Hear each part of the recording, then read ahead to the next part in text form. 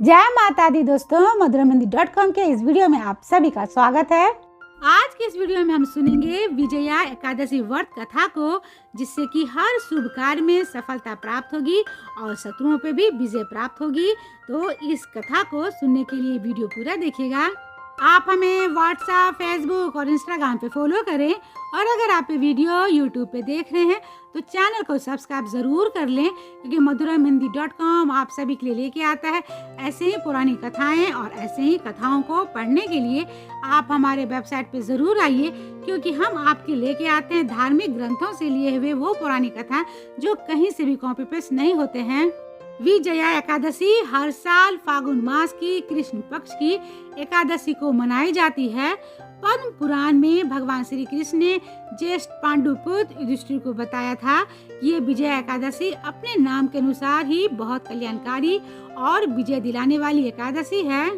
मान्यता है कि इस एकादशी का व्रत करने से सभी कार्यों में विजय प्राप्त होने के साथ ही कार्यों में आ रही बाधाएं समाप्त हो जाया करती है। इस दिन भगवान विष्णु की पूजा करने के साथ इस व्रत कथा का भी श्रवण किया जाता है। माना जाता है कि विजया एकादशी के दिन इस कथा के श्रवण करने या फिर पढ़ने से सभी पाप से मुक्ति मिलने के साथ ही वाजपेयी यज्ञ के बराबर फल प्राप्त होता है। तो चलिए सुनते हैं विजया एकादशी व्रत कथा को। एक बार धर्मराज युधिष्ठिर ने भगवान श्री कृष्ण से विजय एकादशी व्रत और उसके विधि के बारे में जानना चाहा। तब भगवान श्री कृष्ण ने बताया कि फागुन माह के कृष्ण पक्ष की एकादशी तिथि विजय एकादशी कहलाती है। उन्होंने विजय एकादशी व्रत कथा को सुनाते हुए कहा कि एक बार नारद जी अपने पिता बर्मा जी से फागुन मास की कृष्ण पक्ष की एकादशी के बारे में पूछा। तब बर्मा जी ने कहा कि उन्होंने इस व्रत के विधान को कभी किसी को नहीं कहा है।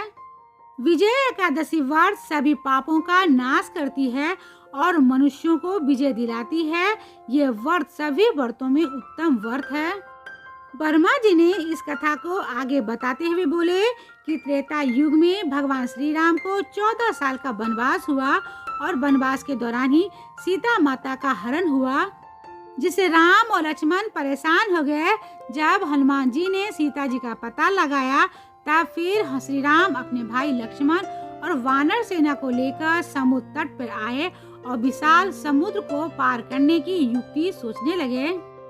जब बहुत सोच विचार करने के बाद कोई युक्ति नहीं सूझी, तब लक्ष्मण ने श्री राम से बोले कि हे प्रभु, यहाँ से कुछ दूरी पे वागदालव ऋषि रहते हैं।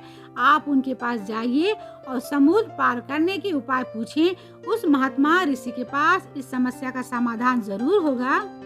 लक्ष्मण की बातों को सुनकर श्री राम वागदालव ऋषि के पास गए और उनको प्रणाम करके लंका विजय के लिए समुद्र पार करने का उपाय को पूछा।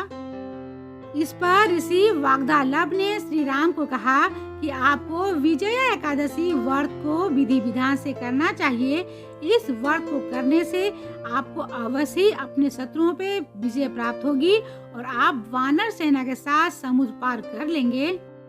वागदालव ऋषि ने श्री राम को विजय एकादशी व्रत की पूरी विधि को बताते हुए कहा कि आपको अपने सेनापतियों के साथ इस व्रत को विधि विधान से करना होगा, जिसके फलस्वरूप आपको विजय अवश्य प्राप्त होगी।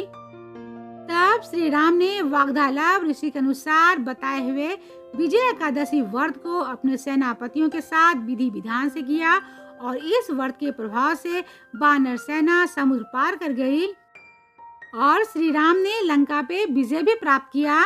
श्री कृष्ण ने धर्मराज युधिष्ठिर को आगे बताते हुए कहा कि हे धर्मराज युधिष्ठिर, जो व्यक्ति इस विजय एकादशी व्रत को करता है उसको अपने लक्ष्य में सफलता मिलती है, शत्रुओं पे विजय प्राप्त होता है और जो भी व्यक्ति इस व्रत के महत्व को सुनता है तो उसे भी वाजपेयी यज्ञ के समान फल प्राप्त होता है। उम्मीद करती हूँ कि आपको विजया एकादशी के व्रत कथा से जुड़ा हुआ ये वीडियो पसंद आया होगा। इसे लाइक करें, शेयर करें और कमेंट बॉक्स में जय श्री कृष्ण जरूर लिखें। तो मिलते हैं मधुरमहिंदी.com के अगले वीडियो में एक ऐसे ही एकादशी व्रत कथा के साथ। तब तक आप अपना और अपना ख्याल रखिएगा। जय श्री कृष्ण।